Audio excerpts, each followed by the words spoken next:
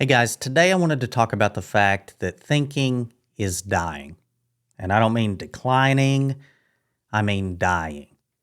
And at the rate we're going, thinking is going to be dead very, very soon. And I think of it kind of like this. If you imagine a plane heading towards the ground, like at terminal velocity, I think that's the state of our society and intelligence right now. It's basically in a full-blown nosedive. So if you've been noticing the same thing, I hate to tell you, but you're not imagining it. And you're probably actually one of the few people still awake enough to be able to see what's going on. And I think what's going on is that thinking requires effort. It requires energy. And most people out there, they don't want to put in any effort at all. So basically, they outsource their thinking to other people. And that really means that they are basically taking their brain out of their head and handing it to the highest bidder. And almost always, that highest bidder is someone who benefits from having a society of brainwashed sheeple, really. And that's people that will follow pretty much anything blindly as long as a lot of people are going along with it. And right now, the media is doing that. Right now, we talk about it a lot, but the phone is doing that. And also, people just follow the group around them without asking any questions at all. And if you look around the United States, just think about that. What do you see? You see groupthink. You see herd mentality. You really see entire communities thinking one way because really they're just terrified to be the odd one out, to be left out of that group. And I want to give you a funny example that I use sometimes, and it's called the vanilla ice theory.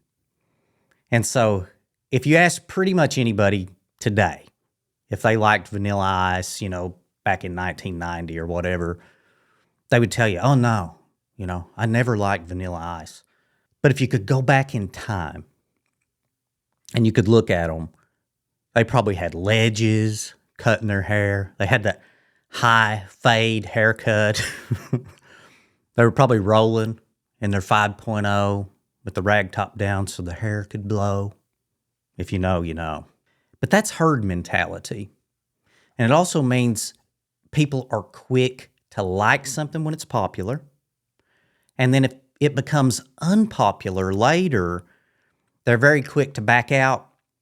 They say, I never liked that thing. I never liked that person. I never agreed with that issue or whatever. And all of this is done so that they can fit in with the herd at all times. And because of that, the truth really just gets buried alive. And another frustrating thing that I see all the time is that people deny things that are right in front of them.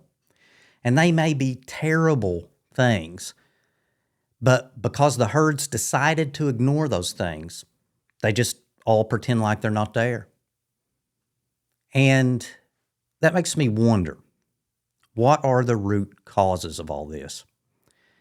And I think it comes back to the fact that no logic or critical thinking or anything's taught in schools anymore.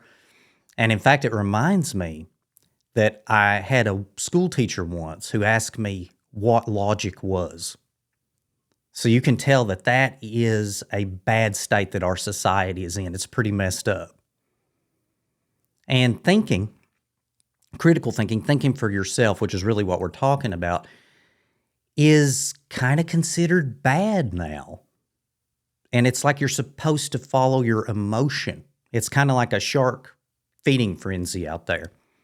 Like that has to do with blood in the water. That's what sharks are made for. They just go after all this blood and attack and rip flesh and go crazy all together. And that's what humanity's doing right now.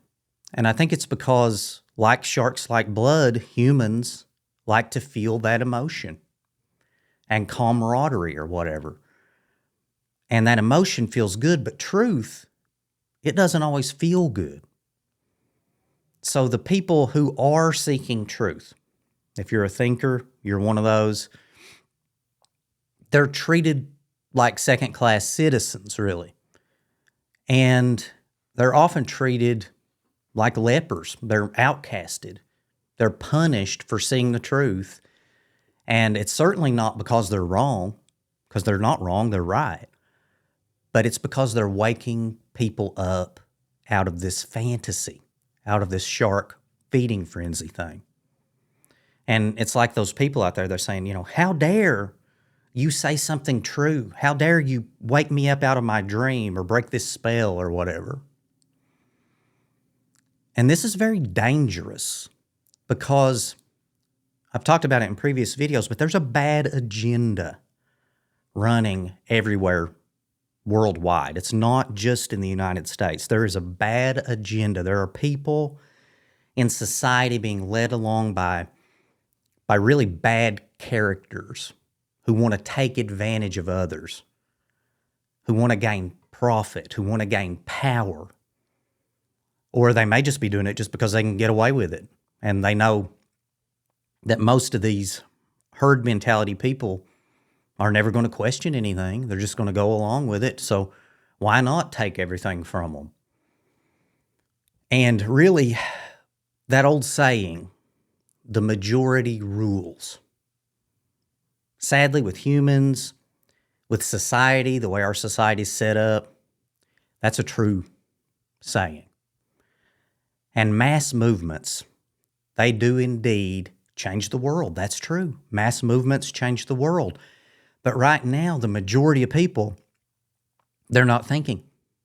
And that means the herd of humanity is heading in a bad direction, a negative direction. And the only way we can head back in a positive direction is if enough people are able to think clearly enough to aim the group back in the right direction. And right now, that's just not happening.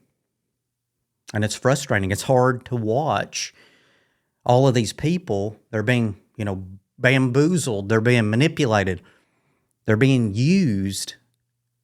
And the weirdest thing, they're not even noticing it. They don't even notice. They just keep going like zombies or something. They don't even know they're being tricked. And another sad point, here's the truth. We could have a better world. We could have a better world right now. I mean, it's right there for us to reach out and take it. But the majority of people, they refuse to reach out and take it. They'd rather stay asleep or under that spell or whatever. And it's very frustrating. But, none of this happened overnight. And I researched it a little. I'm not going to go into this deep, but after the Sputnik era in the 60s, schools went all into STEM, so math, science, technology, and that's fine, but they left behind civics and social studies and the humanities. That's subjects where critical thinking was taught, logic was taught, and those things were just pushed aside. So now what do we have?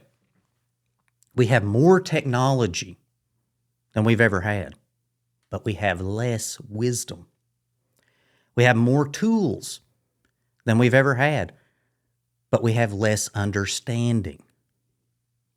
And now, all of a sudden, it just seems like cruelty is socially acceptable. Like, okay, we're just accepting that. We want some cruelty. And then independent thought, thinking for yourself, finding truth. Oh, that's not okay. That's not acceptable now. So how do you think a society is going to be when those two things are true? We accept cruelty and we don't accept logic and truth. It's not going to be good. But here's something I wanted to tell you that I think will help you if you are a thinker, and it's something that most people would not admit. If you find yourself right now avoiding people, you are doing the right thing. So most people, if you're a thinker, they're not going to accept you. They're not going to understand you. These people, they don't want the truth. They want comfort. So you represent discomfort, really, in the group. And you, as a truth seeker, a thinker, you cannot sacrifice your own sanity trying to wake up people who actually want to stay asleep. They don't want to be woken up. So never, never, never, never, never feel guilty for avoiding certain people. It's actually the best thing that you can do for your mental health. And, we talk about the Stoics. You are only responsible for yourself. So don't let people try to drag you in to their stress, to their anxiety, to their herd thinking, for sure not that. And never feel guilty for wanting to be around people who engage in actual critical thought. And I can hear people say out there, well, Jay, I got to go to work. I can't just stay in all the time and stay away from people. That's true. But if someone refuses to hear the truth, you can get out of there as soon as possible and not feel guilty for it. You can limit your contact with these people who are brainwashed as much as you can and not feel guilty for it. So as you watch this video, if you're someone who thinks for yourself, even just a little bit, you're already ahead of 90% of the population right now. So please, I ask you, hold the line. Continue to stay awake. Continue to stay grounded. Continue to stay honest. Continue to be a truth seeker. Fight for this. And remember that your mind is the one thing that is completely under your control. The world cannot take your mind away from you unless you willingly hand it to them. A lot of people out there, we just talked about, they're doing that. But you don't have to do that. You can have control of your mind always. So should we be worried? Yeah, absolutely. I think we should be worried. But should we despair? No, I don't think we should despair because, as I've talked about before, whether people admit it or not, something is shifting right now. I've felt it. It's like a faint little spark right now. It's like this quiet awakening right now. But people are starting to think again. And there are a few people now who are stepping away from the herd and thinking about us instead of thinking about these other things that are out there that we can join in.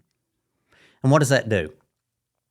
What it does is it starts to form a new herd of people who are awake. And that's how the spell that all these people are under is weakened. And eventually that's how people wake up. And there's something about truth. Truth is very powerful because it only takes a few awake people to start this domino effect of the dominoes falling and to break this illusion for everybody else. So if enough people wake up, even if they wake up very slowly, the spell is broken. And that's why you're going to be fine, because you see the world clearly. And I want to tell you right now, the world needs that more than ever right now. And if you want to watch a video that'll make you feel a lot better about avoiding people, then watch this video next.